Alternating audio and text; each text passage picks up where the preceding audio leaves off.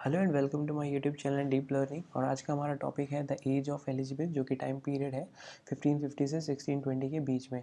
और ये बुक है विलियम जे लॉन्ग की हिस्ट्री ऑफ इंग्लिश लिटरेचर, जिसमें काफ़ी अच्छे से समझाया गया है, बहुत इजी लैंग्वेज में समझाया गया है हिस्ट्री ऑफ इंग्लिश लिटरेचर।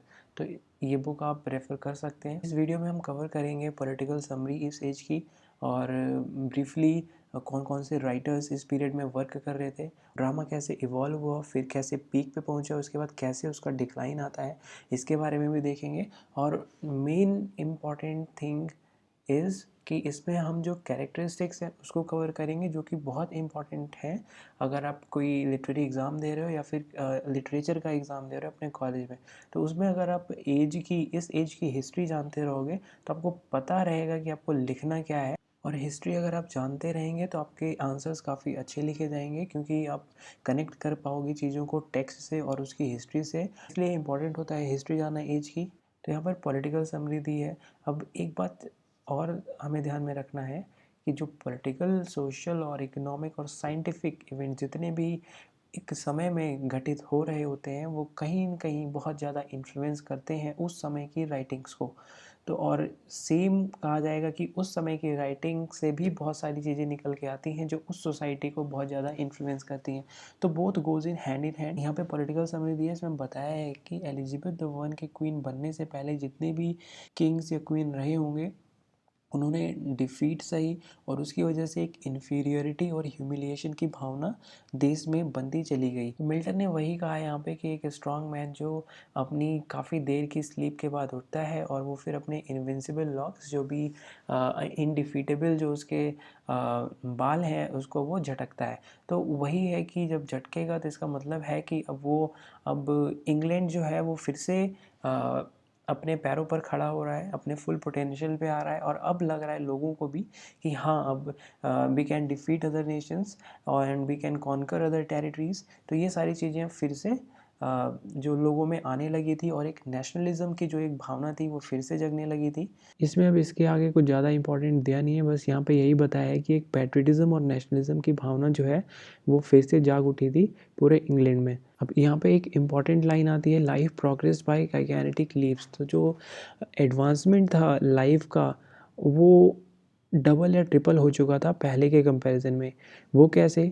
जब क्वीन एलिजाबेथ द वन आती हैं तो जो एक पैट्रियटिज्म और नेशनलिज्म की जो भावना थी वो लोगों को काफ़ी प्रेरित करती है कि वो जो भी एक्टिविटीज़ परस्यू करना चाहते हैं वो करें without any interference from the monarch. पहले क्या होता था कि आप कुछ भी करना चाहते हो, अगर वो जो मोनार्क या फिर चर्च को नहीं पसंद तो आप पर रोक लगा दी जाती थी। काफ़ी हद तक इसमें छूट दी गई थी लोगों को। तो इसी पीरियड में फिर काफ़ी ज़्यादा सी ट्रेवल्स होने लगे थे, सी वॉयजेस जिन्हें कहा जाता था। उसमें जो सेलर्स रहते थे वो नए नए रूट्स का पता लगाते हुए नई जगहों पर जाते थे। शिप का प्रोक्योरमेंट काफ़ी ज़्यादा होने लगा। पहले जो स्पेन था वो काफ़ी आगे था इंग्लैंड से, और फिर उसको डिफ़ीट किया 1588 में, द डिफ़ीट ऑफ आर्मादा जो शिप का नाम था। तो ये सब बहुत ज़्यादा नेशनलिस्ट भावना लेके आते हैं देश में, लोगों को फिर से प्रेरित करते हैं कि वो कुछ ना कुछ करते रहें देश को आगे बढ़ाने में। अब नेक्स्ट है characteristics of the Elizabethan age. तो इसकी कैरेक्टरिस्टिक्स क्या है एलिजाबेथन एज की? हाँ, ये सबसे ज़्यादा इंपॉर्टेंट है कि जो the most characteristic feature of the age was the comparative religious tolerance. The comparative religious tolerance. तो ये कैसे कहेंगे? पहले का जैसे आप देखें तो अगर आप गैलीलियो का नाम सुना होगा आपने, कोपरनिकस का नाम सुना होगा, जिन्होंने बताया था कि अर्थ फ्लैट नहीं है, अर्थ गोल है। फिर जो सन जो है वो अर्थ के अराउंड रिवॉल्व नहीं करता, बल्कि अर्थ जो है वो सन के अराउंड रिवॉल्व करती है। तो ये सारी चीज़ें कहना एक बहुत बड़ी बात थी उस टाइम पे, और इसका परिणाम भी उन्होंने झेला। उनकी बुक्स बंद की गई, उनको एग्जाइल कर दिया गया। रिलीजियस टॉलरेंस था वो बहुत ज़्यादा कम था, कि चर्च के खिलाफ जो भी उसकी टीचिंग्स थी उसके अगेंस्ट आप कुछ भी पब्लिश नहीं कर सकते, आप बोल नहीं सकते, या फिर जो भी फाइंडिंग्स थी जिन पे वो इस्टेब्लिश। तो चर्च का कहना था जो अर्थ है वो सेंटर पे है, और इसके अराउंड सारे प्लैनेट्स रिवॉल्व करते हैं, वो फ्लैट है। तो उनका जो मानना था, उनकी जो टीचिंग्स थी, उसके खिलाफ आप बोल नहीं सकते थे। लेकिन तो और यही एक मेन वजह थी कि आप अगर 1550 के पहले के राइटर्स को देखेंगे तो आपको इक्वली टैलेंटेड लगेंगे वो, लेकिन वो उनको ये एक रिलीजियस टॉलरेंस नहीं मिली है। और ये एक बहुत इंपॉर्टेंट पॉइंट है। ड्रामा इसी वजह से इतनी अच्छी फॉर्म में एलिजाबेथन एज में डेवलप होता है। और कैसे, जैसे आप हेमलेट को देखो, आप उसमें एथीज़म, मेटाफिजिकल नेचर और एग्जिस्टेंशियल क्वालिटी आप सब कुछ दे सकते हो उसको। वो डिनाई करता है गॉड के एग्जिस्टेंस को। Same with Macbeth. फिर ओथेलो, जो ट्रेजेडीज जितनी भी उसमें आप हर तरीके के कैरेक्टर्स देखोगे जिनके अपने अपने बहुत ही ह्यूमनिस्टिक, मतलब उनको अगर आप अभी इस टाइम से रिलेट करोगे और हमारे अपने थॉट्स से, वो हमारे जैसे ही विचार रखने वाले मिल जाएंगे। अब नेक्स्ट आता है कि जब एलिजाबेथ द वन क्वीन बनती हैं तो वो देखती हैं कि जो उनका किंगडम है वो 2 गुटों में बट चुका है। नॉर्थ जो है वो लार्जली कैथलिक है और जो सदर्न काउंटीज़ हैं वो प्रोटेस्टेंट हैं। तो इनके आपस में अलग अलग विचार थे और उसके वजह से इनमें क्लैश होता था। स्कॉटलैंड ने अपनी तरीके से रेफॉर्मेशन को अपनाया। आयरलैंड अपने ओल्ड ट्रेडिशन में ही रहा, रिलीजियस ट्रेडिशन में। और ये दोनों कंट्रीज़ जो थी वो ओपनली रेबिलियस थी। किसके? इंग्लैंड की प्रेजेंस उनके कोर्टयार्ड में उनको पसंद नहीं थी और वहाँ जो रिबेल्स थे वो अगेंस्ट थे इनकी प्रेजेंस से। क्वीन के लिए सबसे अच्छा क्या होता है इस टाइम में, जब 2 गुटों में 2 फैक्शंस हैं, एक रिलीजियस फैक्शंस हैं, एक है प्रोटेस्टेंट एक है कैथलिक। तो उन्होंने सबसे अच्छा समझा कि वो दोनों से मेल जोल बना के रखें। तो Elizabeth favoured both religious parties. तो यही है। और उसके बाद फिर आता है the defeat of Spanish Armada establish the Reformation as a fact. तो अब उसके बाद 1588 में स्पेनिश जो अर्मादा जो शिप था सबसे बड़ा, उसको उसकी डिफीट ये बताती है कि अब रेफॉर्मेशन हो चुका है, बदलाव आ चुके हैं। और एक नेशनलिज्म की जो भावना है उसने सबको आपस में जोड़ दिया। और फिर से एक लाइन बहुत इंपॉर्टेंट आती है कि for the first time since the Reformation, the fundamental question of religious tolerance seemed to be settled and the mind of man freed from religious fears and persecutions turned with a great creative impulse to other forms of activity। तो यही मैं बता रहा था कि जब एक mind है जो वो कॉन्स्टेंटली फेयर में ही रहेगा कि वो जो बोलेगा, जो करेगा, जो भी डिस्कवरीज करेगा, अगर उसकी वजह से उसको एग्जाइल कर देते हैं, उसको कोई पनिशमेंट दे दिया जाता है, तो इम्प्रिजन कर दिया जाता है, तो फिर कैसे कोई डिस्कवरी होगी, कैसे एडवांसमेंट होगा ह्यूमन सिविलाइजेशन का। तो लेकिन जो ये एज थी इसने उसको इस फियर से मुक्ति दिलाई। तो freed from religious fears and persecutions. फिर जो क्रिएटिव जो इम्पल्स था वो काफ़ी ज़्यादा काफ़ी डिफरेंट फॉर्म्स में आने लगा। और यही एक वजह थी जो कि अभी बताया मैंने पहले भी कि ड्रामा एक इतनी अच्छी फॉर्म में इवॉल्व होता है। अब सेकंड कैरेक्टरिस्टिक है, it was an age of comparative social contentment था, क्योंकि एक नेशनलिज्म की जो भावना पूरे देश में रनिंग कर रही थी उसने लोगों को आपस में बाइंड कर दिया था। जो क्वीन है उन्होंने ये समझ लिया था कि अगर लंबे समय तक मोनार्क को चलाना है तो जो फैक्शंस हैं, रिलीजियस फैक्शंस हैं, उनसे दोनों से बना के रखनी है और दोनों गुटों के कुछ लोगों को अपने कोर्ट में शामिल करना है। तो ये सारी चीज़ें इन्होंने बहुत अच्छी तरीके से करी। इकोनॉमिक पर्सपेक्टिव से भी काफ़ी ज़्यादा डेवलपमेंट होता है। मैन्युफैक्चरिंग टाउन्स को बनाया जाता है जो कि एम्प्लॉयमेंट देता है। जो अनएम्प्लॉयड थे उनको, जो आइडल या फिर असंतुष्ट थे उन लोगों को एम्प्लॉयमेंट देता है। तो नए कंट्रीज़, नए आइलैंड्स, इन सब को एक्सप्लोर किया जा रहा था और ट्रेड मार्केट को एक्सपेंड किया जा रहा था। और इस वजह से जब इकोनॉमिक एक्टिविटी जब ग्रो करती है तो जो नीडी और जो नीडी और डेस्टिट्यूट, जो गरीब और पिछला तबका होता है, उन लोगों के लिए भी कुछ केयर की जाती है, जिसमें पैरिशेस बनाए जाते हैं और जो कि पैरिशेस बनाए जाते हैं। पैरिश क्या होता है कि एक गांव का एक चर्च और उसके अंडर में वो गांव रहता है। तो उस पैरिश के अंदर जो पैरिश है उसकी रिस्पॉन्सिबिलिटी रहेगी कि वहाँ के जो पुअर और नीडी लोग हैं उनकी देखभाल वो खुद करेगा और उनकी एम्प्लॉयमेंट और जो भी उनके रहन सहन के लिए है उनको वो देखेगा। इंक्रीज ऑफ वेल्थ क्या करती है? Improvement of living. और जब इम्प्रूवमेंट ऑफ लिविंग होता है तो फिर लोग संतुष्ट रहते हैं। नेशनलिस्टिक फीलिंग आपस में लोगों को बाइंड करके रखती है, सोशल कंटेंट रहता है, और ये सारी चीज़ें सीप करके आती हैं लिटरेरी एक्टिविटी में। और थर्ड कैरेक्टरिस्टिक में यही बताया गया है कैसे इंग्लिश एक्सप्लोरर्स जो थे वो फंड किए जाते थे मोनार्क द्वारा कि जाओ आप नए रूट्स का पता लगा के आओ, नए कंट्रीज़ और न्यू लैंड्स, आइलैंड्स, इन सब की डिस्कवरीज करके लेके आओ, जिससे उनकी मार्केट को एक्सप्लोर किया जाए और जो वहाँ की जो नई और यूनिक वस्तुएं हैं उनको अपनी मार्केट में लेके आया जाए और अपनी मार्केट से कुछ वहाँ लेके जाए। क्योंकि जो इंग्लैंड में था अब कंटेंटमेंट बढ़ गया, लिविंग इम्प्रूवमेंट हो गया, सबके पास पैसा होगा तो सब लोग सोचेंगे कि कुछ यूनिक चीज़ें लाई जाएं और उनके यूनिक चीज़ों का कुछ वो पोजीशन करें। तो उस वजह से जब नई और एग्जॉटिक लैंड को वो फाइंड करते हैं तो वहाँ की जो वस्तुएं होती हैं देश में ले जाके वहाँ सेल किया जाए। और बाकी इसमें कुछ नहीं है, बस इसमें यही बताया है कि कैसे जो इंग्लिश एक्सप्लोरर की जो जर्नी थी, जो कुछ एक्सप्लोरर थे उन्होंने अपनी बुक्स पब्लिश करी, जैसे हकल्यूथ की जो कलेक्शन ऑफ वॉयजेस और पुरकास की हिज पिलग्रिमेज, तो इन सब ने मोटिवेट किया राइटर्स कैसे जो सोसाइटी में जो इवेंट्स चल रहे होते हैं वो राइटिंग्स में कैसे आते हैं। वो इसी तरह की जब एक्सप्लोरर्स ने अपना पब्लिश किया तो वहीं से इन्फ्लुएंस होकर शेक्सपियर ने द टेम्पेस्ट लिखी। So dreams and deeds increase side by side and the dream is ever greater than the deed, that is the meaning of literature. तो वही है कि जो ड्रीम्स और डीड्स हैं वो साइड बाय साइड इंक्रीज होते हैं और जो ड्रीम है वो हमेशा बड़ा ही रहता है डीड के कंपैरिजन में। अब ये इस लाइन को कैसे समझोगे कि जो ड्रीम्स हैं, आपके ड्रीम्स कभी शांत नहीं होते। आप अगर एक ड्रीम देखो और फिर एक डीड, एक काम करो उसी ड्रीम के लिए और वो ड्रीम अचीव करो तो आप फिर से क्या करेंगे, फिर से दूसरा ड्रीम देखना चालू कर देंगे।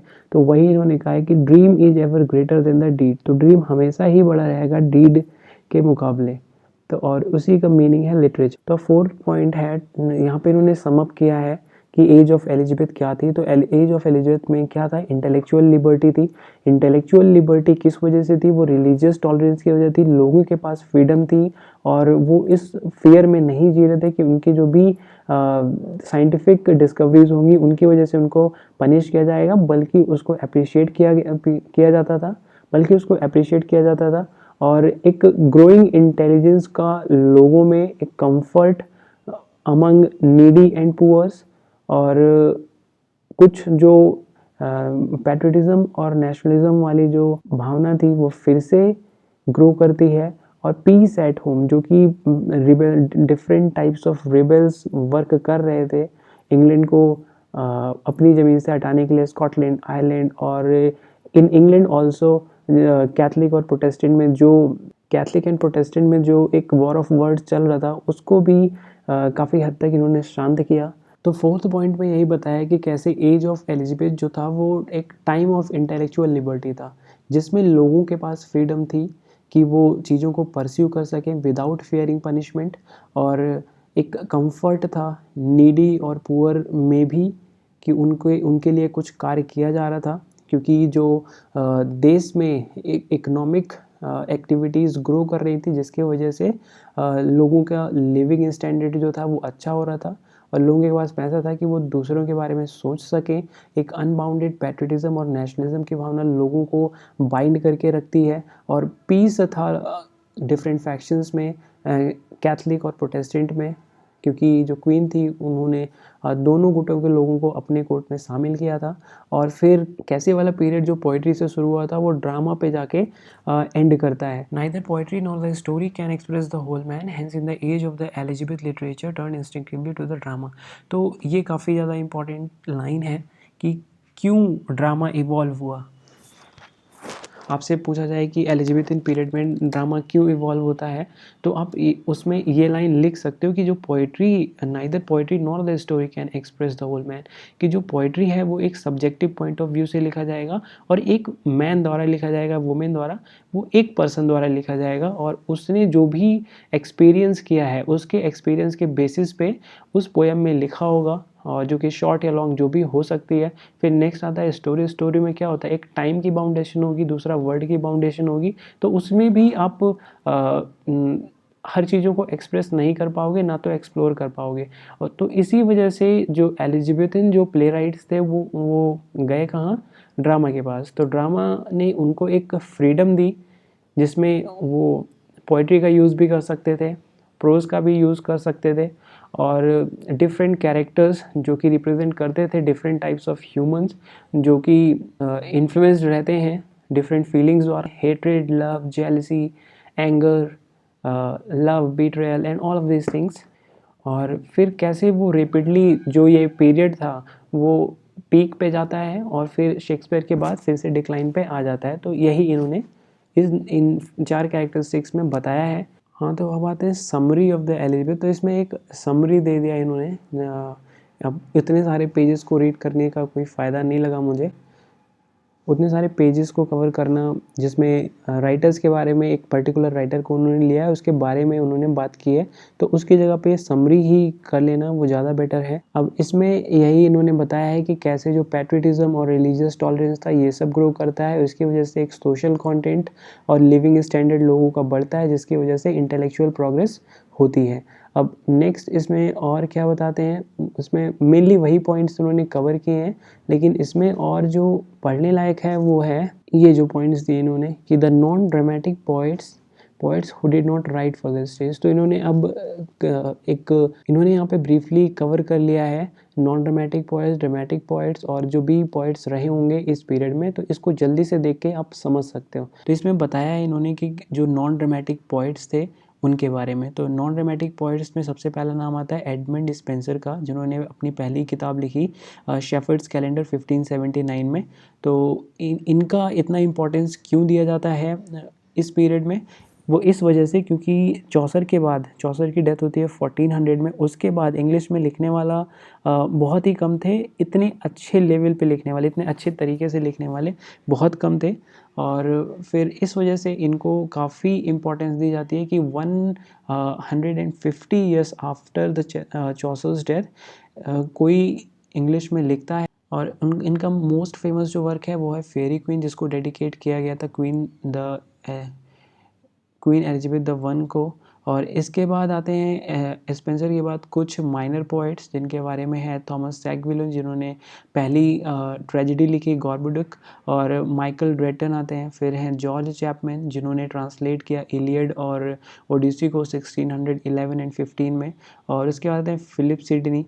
तो इन सब का भी इम्पॉर्टेंट रोल था इस पीरियड में। Chapman is noted for his completion of Marlowe's poem hero and lander. तो जो मार्लो की जो एक पोएम थी क्रिस्टोफर मार्लो की, जो इनकम्प्लीट थी, उसको चैपमैन ने पूरा किया। और फिर सिडनी ने लिखा ये Arcadia and the defence of poetry, one of our earliest. अब ये क्रिटिकल एसेज में सबसे अर्लीस्ट है। तो यही सारे क्वेश्चंस पूछे जाते हैं। सेकंड है फिर राइज ऑफ ड्रामा कैसे होता है। तो राइज ऑफ ड्रामा होता है मिरेकल, मोरालिटीज़ और मिस्ट्री प्लेस से। पहले क्या होता था, मिरेकल प्ले होते थे। मिरेकल प्ले कौन से कहा जाते हैं, जो सेंट की लाइफ से कोई प्ले को बनाया जाए। तो मिस्ट्री प्ले होते हैं जो जीसस क्राइस्ट की लाइफ से कुछ बना जाए, फिर बाइबल से कोई स्टोरी निकाल के बनाई जाए। तो इसको जो चर्च था वो फंड करता था इन प्लेस को, जिससे लोगों में अवेयरनेस बढ़े और उनमें जो गलत आदतें हैं वो छूटें। तो जो मिरेकल और मिस्ट्री प्लेस और मिरेकल और मोरालिटी प्लेस को लाने में जो सबसे बड़ा हाथ है वो चर्च का था। लेकिन धीरे धीरे ये डिफरेंट शेप लेने लगा कि जो पहले कहाँ परफॉर्म होते थे, ये पहले चर्च में ही परफॉर्म किए जाते थे। लेकिन धीरे धीरे वहाँ पर कुछ ऐसे कमेंट्स होने लगे, जो राइटर्स थे वो लिख देते थे कि वो इनएप्रोप्रिएट लगने लगे चर्च में। फिर से चर्च को पसंद नहीं आ रही तो उन्होंने वहाँ से बाहर ही कर दिया। उसके बाद जब चर्च से बाहर हो गए तो फिर एक फ्रीडम मिल गई लिखने की, तो वहाँ से लिखते लिखते फिर धीरे धीरे इन miracle, mystery, morality, interlude plays से निकल कर आता है हमारा जो मॉडर्न ड्रामा है वो। तो और फर्स्ट प्ले कौन सा था, Ralph Roister Doister. The first true English comedy कौन सी है, गैमर गर्टन्स नडल। और फर्स्ट ट्रेजेडी कौन सी है, Gorboduc. So the conflict between classic and native ideals in the English drama. तो वही कि फिर एक कॉन्फ्लिक्ट चलता है किसमें, क्लासिक और नेटिव आइडियल्स में। तो जो क्लासिक आइडियल क्या था कि unity of time, place and action, ये बताया था एरिस्टोटल ने। अब कुछ प्ले राइट्स क्या करने लगे, इसको फॉलो नहीं करते थे। शेक्सपियर ने भी फॉलो नहीं किया। 3-4 प्ले ऐसे हैं जिन्होंने फॉलो किया, आई गेस द टेम्पेस्ट, और एक और प्ले है द कॉमेडी एरर्स, इसमें फॉलो किया इन्होंने, बाकी सब में मोस्टली फॉलो नहीं किया है, बाकी सब में फॉलो नहीं किया है। तो जो कुछ राइटर्स थे वो इसके सपोर्ट में थे कि क्लासिक आइडियल्स हैं उनको फॉलो किया जाए। कुछ थे वो नेटिव आइडियल्स थे कि जो उस टाइम की ऑडियंस चाहती थी उनको वही डिलीवर करना होता था, तो उसलिए वो इस टाइम बाउंडेशन में नहीं बनना चाहते थे और वो इस यूनिटी को फॉलो नहीं करते थे। अब थर्ड है शेक्सपियर्स प्रेडिसेसर्स के बारे में बताया, लाइली, किड, नैश, पेल, ग्रीन, मार्लो, और फिर इनके बारे में बताया गया है कि इन्होंने नींव रखी। उसके बाद आते हैं शेक्सपियर जिन्होंने इन्हीं के प्लेस लेके फिर से लिखे, उनको एक नई दिशा दी, नए थॉट्स दिए, नई ऑडियंस दी जो कि काफ़ी ज़्यादा रिफाइंड थी और चीज़ों को समझती थी। अब मार्लो ने लिखा मार्लोवेस्क, वन मैन टाइप। अब अगर आप मार्लो की ट्रेजेडी देखें, क्रिस्टोफर मार्लो की, तो टेम्बरलेन, उसमें टिमोरस होता है, वो एक वन मैन टाइप एक प्रोटैगनिस्ट है। फिर डॉक्टर फॉस्टस, उसमें भी आप देखेंगे वही।